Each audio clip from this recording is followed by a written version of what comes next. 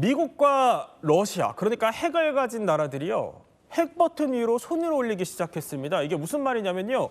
한쪽은 핵실험 재개를 선언하고 다른 한쪽은 요격이 좀 불가능한 무기까지 내세우고 있는 건데, 자, 이렇게 심상치 않은 미국과 러시아의 핵 맞불전, 이게 어디까지 확산되는 건지 저희가 한번 짚어볼 텐데요. 영상부터 하나 보실까요?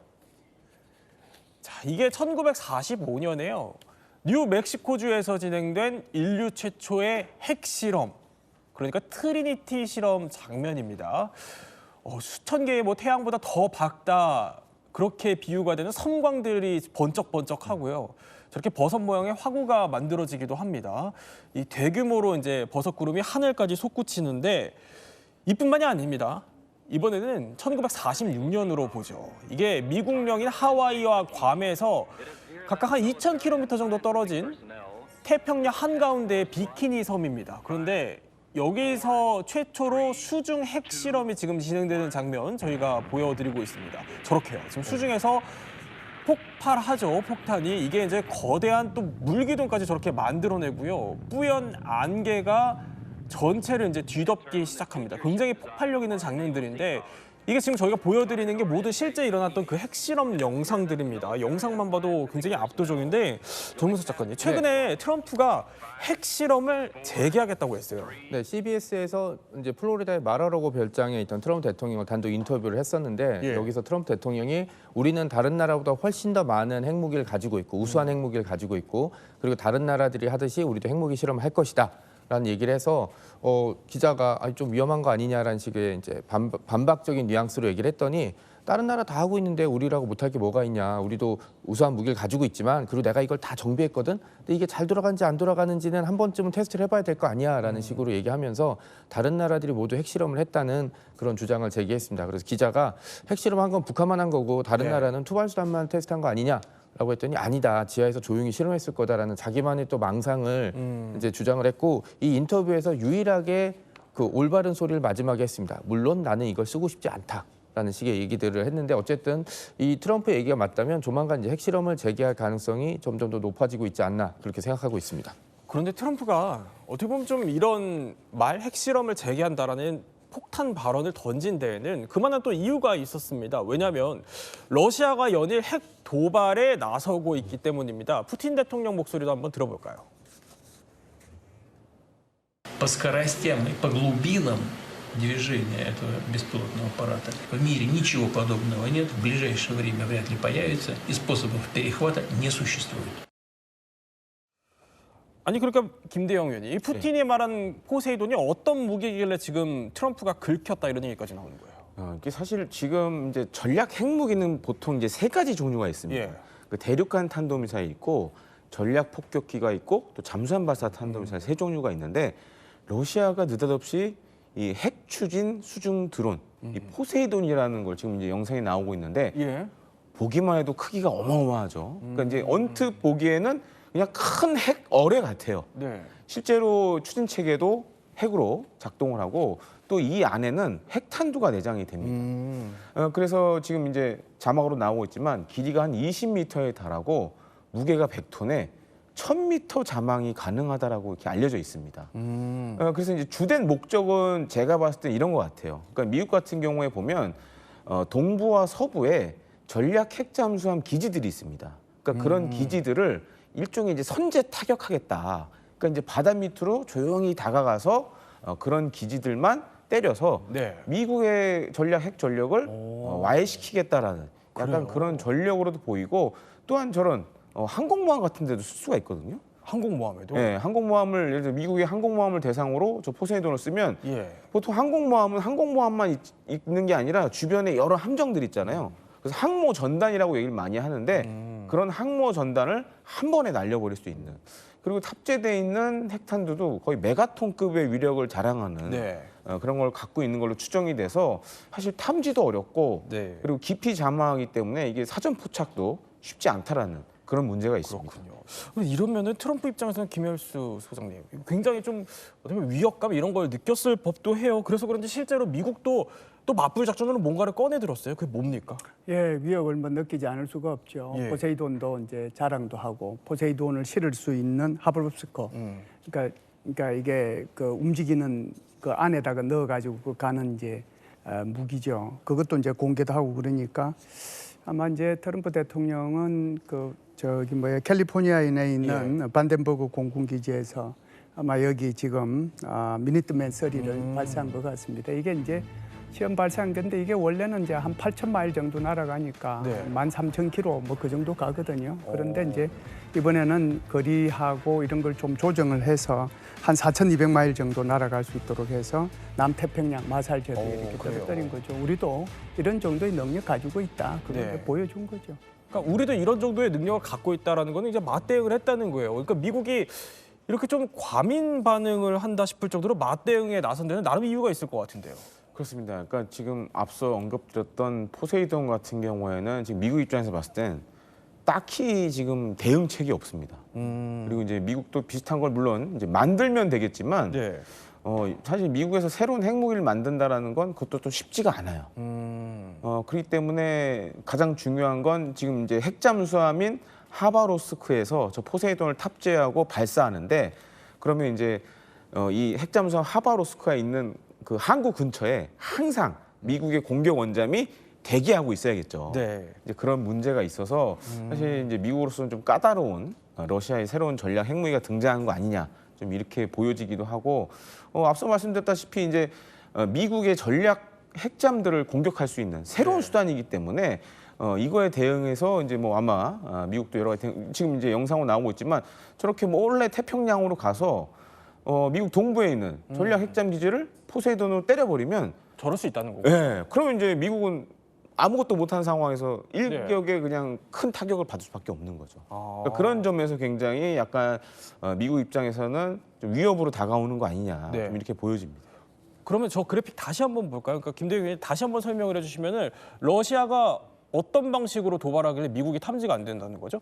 그러니까 지금 이제 수중을 통해서 저 하바로스크호가 미국 가까이 갈 거고 만약에 사전에 탐지를 못한다. 그럼 그 상태에서 포세이돈을 발사해서 포세이돈이 다시 수중으로 해서 만약에 미국의 전략 핵잠 기지를 직접 공격을 해버리면 미국은 이제 손도 못 써본 상황에서 엄청난 타격을 입는 거죠. 그럼 미국으로서 상당히 이번 일이 심상치 않다라고 보긴 볼 것 같아요. 이게 어떻게 보면 양국 간에 지금 핵을 두고 충돌이 점차 고조되고 있는 건데 자 오늘 들어온 소식이 러시아가 미국에게 좀 특별한 제안을 했다는 얘기가 들어오네요. 뭐 라브로프 이제 외무부 장관이 트럼프 대통령이 계속 이제 핵실험 얘기도 하고 그러니까 이게 무슨 얘기냐. 뭐 우리 보고 이제 뭐 핵실험 했다고 그러는데 우리가 핵실험 안 하기 시작한 것은 1991년도부터 안 하기 시작했다. 그런데 계속해서 뭐 핵실험 했다고 그러는데 이게 말도 안 되지 않느냐.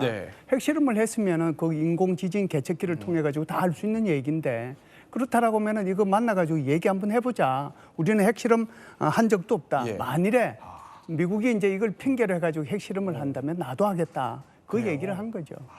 정말 긴장감이 팽팽해지고 있는 것 같습니다. 하루하루. 이렇게 핵을 둘러싸고 그런데 긴장하고 있는 나라 두 나라가 지금 미국과 러시아뿐만이 또 아닙니다. 지금 보면은요. 전 세계에 이렇게 많은 나라들이 지금 핵을 보유하고 있습니다. 저희가 핵무기 보유 현황을 보여드리고 있는데 예상보다 제가 생각했던 것보다 훨씬 많은 것 같은 느낌이 들어요.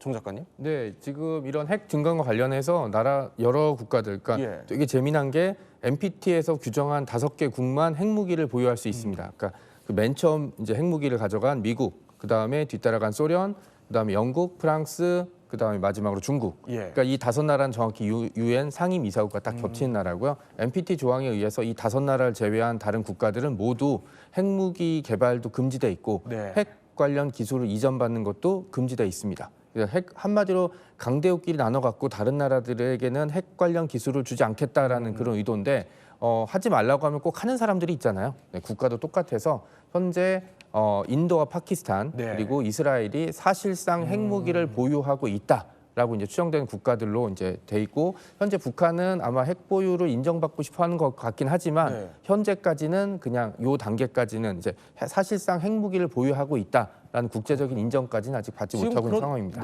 지금 그런데 저기서 미국 5,200기, 러시아 5,580기. 그런데 저렇게 많이 갖고 있는 지금 두 나라가 서로 으르렁대고 있다는 겁니다. 그런데 그 밑에 있는 지금 중국도요. 여기도 지금 심상치가 않다고 해요, 속도가. 그러니까 중국 같은 경우는 원래 제일 늦게 핵 이제 관련 핵실험에 성공해서 1964년에 성공해서 보유를 했고 한 90년대 2000년대까지는 보유 발수가 대략 한 100기, 200기, 300기 이 정도 수준이었는데 최근 한 10년 사이에 핵무기 개발에 박차를 가해서 투발 수단도 엄청나게 늘어났고요. 그다음 핵무기 자체, 지금 중펑 5C라고 나오잖아요.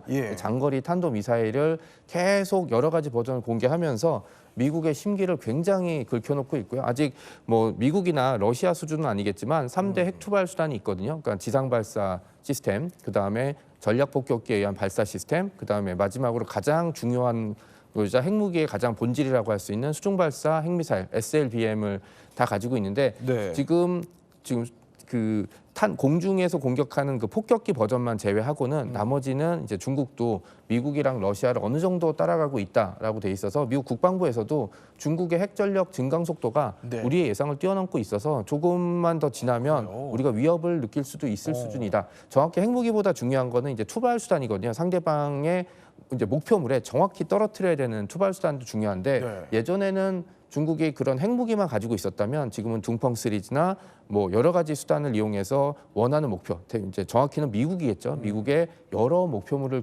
효율적으로 공격할 수 있는 수단을 갖추고 있다라고 보시면 될 것 같습니다. 자, 그런데 중국도 심상치 않지만 아까 그 지도를 보면은 자, 저기 빨간 북한이요. 바로 핵하면은 절대 빠질 수 없는 나라로 거론이 되죠. 우리와 또 붙어 있기도 하고. 그래서 김정은이 3년 전에요. 핵무력 강화 전략을 직접 또 제시한 바도 있습니다. 한번 들어보고 이야기 나눠보죠. 남조선 괴뢰들이 의심할 바 없는 우리의 명백한 적으로 다가선 현 상황은 나라의 핵탄 보유량을 기하급수적으로 늘릴 것을 요구하고 있다고 하면서 그러니까 핵실험이 아니고 핵무력 강화가 필요하다 이렇게 얘기를 하네요. 예, 저게 이제 김정은이가 이제 수시로 하는 얘기가 핵무기 꽝꽝 생산해라고 얘기했거든요. 그 말은 우리가 이제 핵무기는 갖고 있고 그걸 이제 다 만들 수 있는 모든 것들이 준비가 다 됐으니까 핵무기만 이제 생산해서 숫자를 좀 더 늘려라 이런 얘기거든요.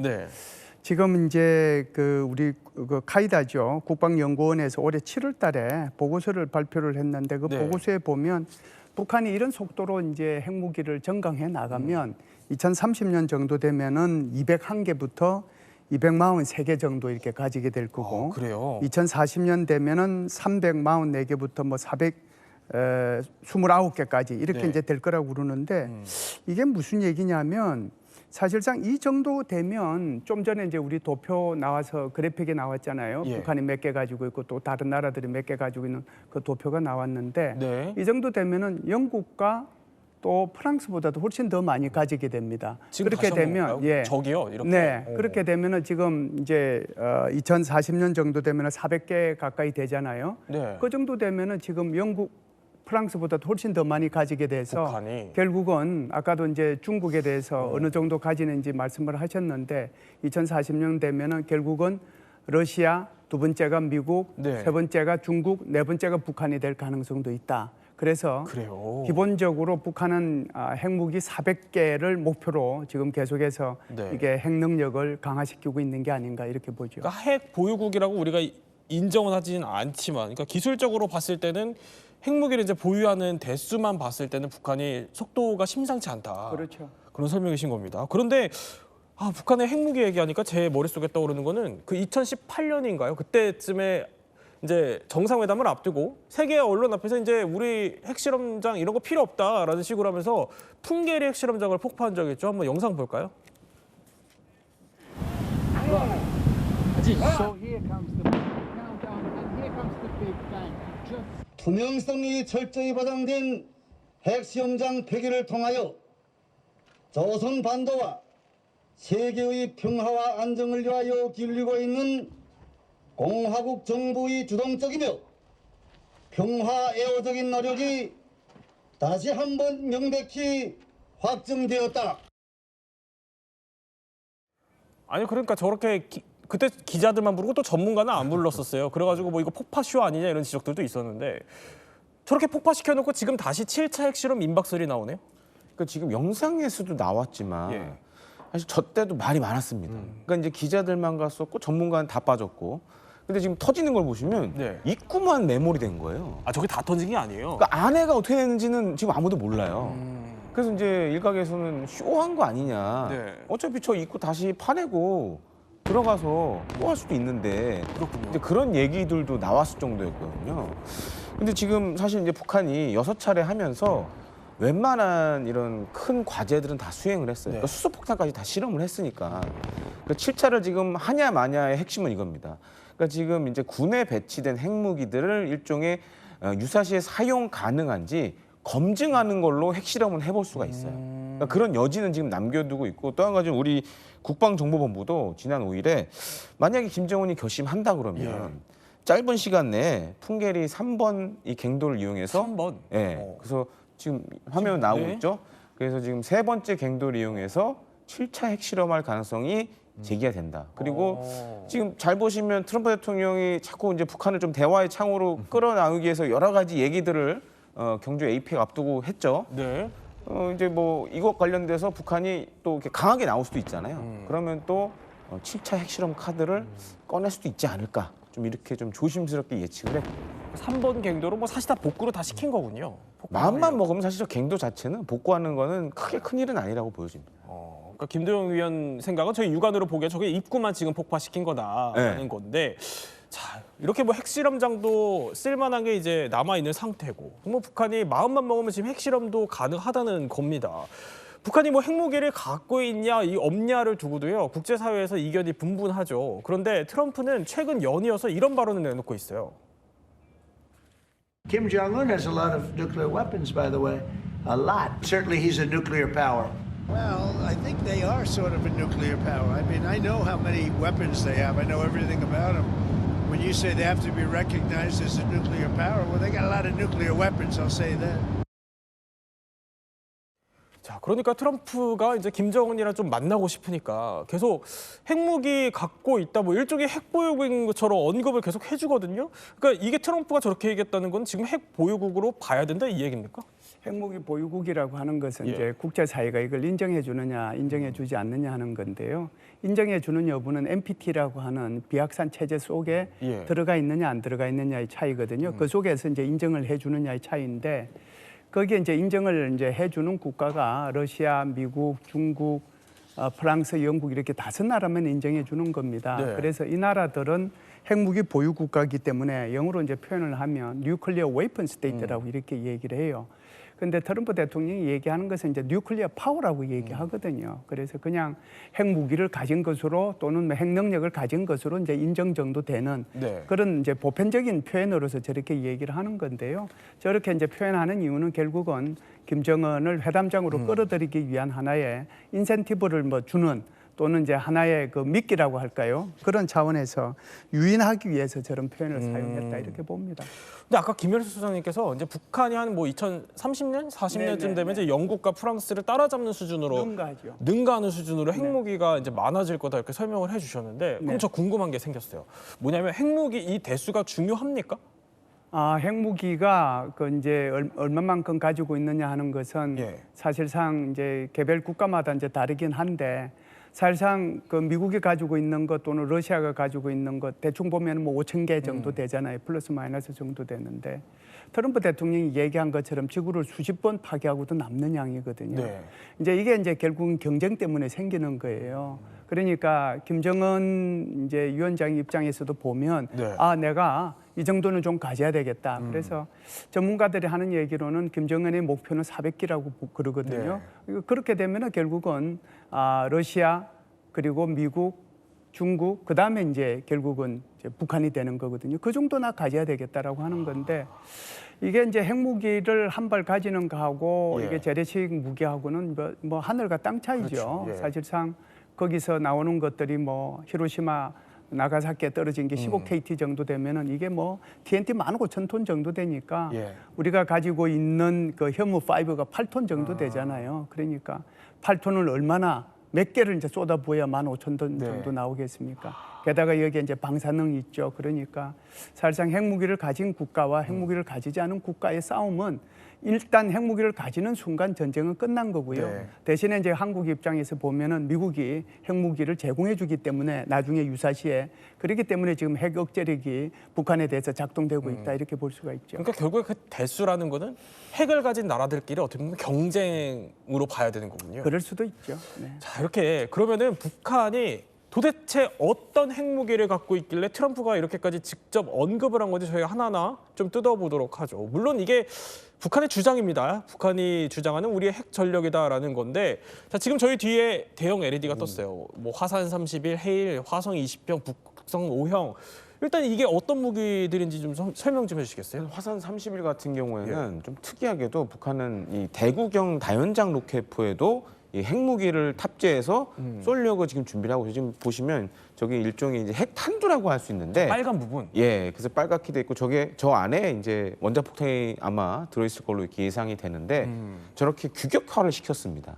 그래서 뭐 다연장 로켓포에서 쓸 수 있고 뭐 KN-23이나 이런 데도 탑재가 가능하고 이런 방식으로 지금 하고 있고 네. 또 한 가지로는 헬이라는 또 이 핵 네. 어뢰도 개발을 했습니다. 그래서 앞서 우리가 봤던 이제 포세이돈이랑 살짝 비슷하다고 좀 말씀을 드리고 싶은데 네. 그 일종의 핵탄두를 장착한 핵 어뢰입니다. 아. 물론 이제 추진 체계는 핵은 아닌 것 같은데 네. 예, 이런 것도 지금 만들어서 열병식에서 이렇게 공개를 한 바가 있고 이 밖에 이제 화성 20형 네. 요번 열병식에서 굉장히 주목을 받았죠. 그래서 이제 대륙간 탄도미사일을 신형 버전을 이제 공개를 했는데 지금 이제 예측키로는 사거리가 한 15,000km 되지 않겠냐. 그리고 전체적인 크기를 봤을 때는 지금 전 세계의 대륙간 탄도미사일 가운데 가장 큰 걸로 보여져요. 크기만 봐도. 크기만 봤을 때는. 근데 아직 북한이 이제 보여주지 못한 게 이 대륙간 탄도미사일들은 사실 대기권 재진입 기술이 굉장히 중요합니다. 네. 근데 요거를 북한이 아직은 보여주질 못했어요. 근데 그 숙제는 남아 있지만 일단은 미국 본토 타격이 가능한 지금 대륙간 탄도미사일들을 예. 거의 한 4종류 정도 지금 만들어 놨기 때문에 오. 물론 이제 발수는 자세하게 몇 발을 만들었는지는 네. 안 알려지고 있습니다. 그래서 이제 이게 문제긴 한데 이거 외에도 그다음에 SLBM 잠수함 발사 탄도미사일도 핵탄두가 탑재가 가능한 이런 모델들도 지금 계속적으로 선보이는데 지금 영상에 나오는 이거 같은 경우에도 북극성 5형이라는 건데 이전의 북극성들보다 어떻게 보면 크기가 좀 더 커졌습니다. 지름이 커진 그게 보이는데 그렇군요. 저게 예. 다탄두를 위한 건지 아니면은 사거리 연장을 위한 건지 이건 좀 더 분석이 필요해 보입니다. 이 중에서 좀 미국이 김대영 의원님 예. 제일 좀 싫어할 뭐 다 싫어하겠죠 물론. 예. 근데 미국이 유독 제일 싫어할 건 뭘까요? 아무래도 이제 화성 20형이겠죠. 미 본토를 직접 타격이 가능한 무기 체계고 이제 과거 냉전 시절에 이런 얘기 많이 있었습니다. 보통 소련에서 대륙간 탄도미사일 쏘면 미국에 떨어지는데 한 30분 걸려요. 그러니까 북한에 쏘면 그거보다 좀 가깝다 보니까 한 뭐 20 몇 분이면 되겠죠. 그래요. 예, 그러다 보면 미국 입장에서 봤을 때는 대응 시간이 줄어드는 겁니다. 예, 이런 문제도 있고 특히 이제 SLBM 같은 경우에는 최근에 뭐 OTT 이런 데서 그런 비슷한 이제 드라마도 선보였는데 네. 뭐 그게 북한이라고 특정은 하진 않았지만 그러니까 불의의 어느 국가가 SLBM을 쏴서 미국을 공격한다 이런 시나리오들도 최근에 나와서 좀 화제를 받은 적이 있습니다. 그러니까 사거리로만 보면은 ICBM이 미국이 좀 제일 싫어하는 것 같지만 그 성능만 봐서는 SLBM을 미국이 더 예의주시한다 이런 얘기 같아요. 네, 뭐 그럴 수 있죠. 우리가 이제 한국형 삼축 체제 그러면 예. 킬체인, KAMD, KMPR 그러잖아요. 근데 우리 아까 김대영 선생이 얘기한 것처럼 사실상 그 미국이나 러시아나 그렇지 않으면 중국이 얘기하는 삼축 체계는 달라요. 네. 하나는 하늘에서 핵무기 쏘는 거, 두 번째는 이제 땅에서 쏘는 거, 세 번째는 바다에서 쏘는 건데요. 땅에서 쏘는 거는 우리가 흔히 ICBM이라고 부르고요. 하늘에서 쏘는 거는 우리 전략 폭격기가 가잖아요. 그런데 하늘에서 쏘는 거나 그렇지 않으면 땅에서 쏘는 거는 시간이 있어요. 대응할 시간이. 좀 전에도 이제 얘기가 나왔습니다마는 북한이 쏘면은 한 27, 8분, 25분 뭐 그 정도 시간이 걸리니까 그 사이에 MD 체제를 가동을 해서 이걸 이제 뭐 파괴를 할 수 있거든요. 그리고 이제 폭격기 같은 경우는 북한은 아예 없지만 다른 나라의 폭격기 오는 것도 이미 다 레이더를 통해 가지고 다 알 수 있단 말이죠. 중요한 건 SLBM이에요. 이거는 이제 잠수함에 실어 가지고 가는 거니까 잠수함이 어디에 있는지 모르는 거잖아요. 네. 그렇기 때문에 이제 찾기가 굉장히 힘든 거죠. 그래서 저기에다가 잠수함에다가 SLBM을 싣고 미국의 그 캘리포니아 해안 부근에 와가지고 이렇게 쏴버리면 대응할 시간이 없는 거죠. 그래서 북한이 지금 여기에 대해서 두 가지를 하고 있는데요. 하나는 지금 북극성이 바로 SLBM이거든요. 그래서 SLBM 1형, 3형, 4형, 5형 이 네 종류가 있어요. 그래서 1형하고 3형은 일단 시험 발사해가지고 다 성공을 했고 3형 같은 경우에도 한 2,000km 정도 나가거든요. 그래서 4형하고 5형은 이게 이제 공개는 했는데 사실상 아직까지 시험 발사한 증거는 없어요. 그렇군요. 그리고 이제 이분 같은 경우에도 조금 더 향상된 것이 좀 보여지긴 했는데 어찌됐든 4형, 5형은 같은 경우에는 2,000km보다 훨씬 더 많이 나갈 거라고요. 그러면은 정말 캘리포니아까지 가서 이걸 쏘면은 이제 미국이 대응할 시간이 없으니까 이게 이제 부담스러운데 문제는 그러면은 거기까지 가는 잠수함을 만들어내야 되는 거잖아요. 그렇죠. 그 잠수함을 북한이 올해 3월 달에 김정은이 있는 데서 공개를 했습니다. 그걸 이제 북한이 얘기하는 핵동력 전략 유도탄 잠수함이라고 얘기하는데 우리가 흔히 그냥 일반적으로 얘기할 때 SSBN이라고 해요. 그러니까 잠수함은 잠수함인데 여기다 탄도미사일을 싣는 그리고 그 탄도미사일은 핵무기가 장착돼 있는 그것을 얘기하는 거거든요. 그래서 지금 건조하고 있단 말이죠. 그걸 공개까지 했으니까 결국은 이 새로운 그게 이제 최하 한 5,000톤급 또 전문가들 얘기 들어보니까 한 7,000톤급까지도 되겠다고 그러더라고요. 그러니까 그 정도 싣고 SLBM을 캘리포니아 부근에서 쏜다면 미국이 대응하기가 곤란하기 때문에 오히려 SLBM을 더 걱정할 수 있는 그런 상태가 된다 이렇게 볼 수 있습니다. 그러니까 북극성도 개발이 어느 정도 고도화됐고 그렇죠. 이제 그걸 싣고 있는 이제 잠수함까지도 어느 정도 개발이 됐다는 건데 이렇게 미국이 근데 북한의 핵무기를 굉장히 좀 싫어하다 보니까 미국 내에서 북한의 핵무기가 미국 본토를 타격할 수 있는 그 가상 시나리오들까지 나오더라고요. 네, 두 가지 방법이 있는데 하나는 이제 북한의 영토 내 지상에서 발사되는 아마 그 화성 시리즈의 핵탄두가 목표로 이제 워싱턴이나 이제 뉴욕 같은 곳을 타격하는 걸 하나 가지고 있고요. 또 하나는 이제 가장 더 큰 위협이 되는 거죠. 그 핵미사일을 탑재한 핵 추진 잠수함이 뭐 동해를 벗어나서 미국 연안으로 가게 되면, 그러니까 예를 들어 핵 추진 잠수함이 없었으면